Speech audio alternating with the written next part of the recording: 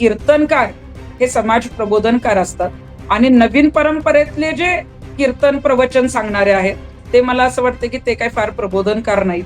ते स्वतःची एक इमेज तयार करण्यासाठी किंवा स्वतःला प्रसिद्ध करण्यासाठी त्यांनी सांगितलेल्या काही ज्या कॉमेडी गोष्टी असतात त्याच्यावरून ते त्यांची जी आहे ती इमेज ठरत असते आणि लोक शेअर करत असतात सोशल मीडियावर.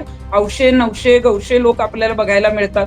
कुणाला वाटलं की नाही बाबा हे अशा पद्धतीनं अरे तुरे बोलतात, शिवराळ भाषा वापरतात, एखादं चुकीचं वापरतात, तर ते जास्त शेअर केलं जातं.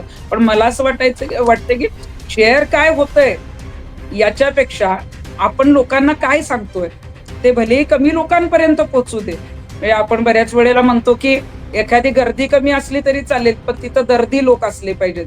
तसं आपण काय सांगतोय, आपल्या सांगण्यामध्ये संत साहित्याची परंपरा आहे का आपण खरोखरच उगीच काहीतरी सांगायचंय म्हणून कॉमेडी सांगतो किंवा एखादी कुठली तरी गोष्ट ऐकायची आणि मग ती त्याच भाषेत, ग्रामीण भाषेत कुठली तरी सांगायची आणि ती लोकांपर्यंत पोहोचवायची. पण ती पोहोचवली तरी ग्रामीण गावरान भाषेमध्ये सुद्धा तुम्ही चांगला संदेश देताय का, तर बऱ्याच वेळेला तो दिसत नाही. त्यामुळे नवीन आलेल्या परंपरेने हे जे काही प्रवचनकार आहेत त्यांना कीर्तनकार म्हणू नये, त्यांना प्रबोधनकार म्हणू नये आणि त्यांना खरोखरच प्रबोधन करायचं असेल तर चांगल्या गोष्टीचं करा.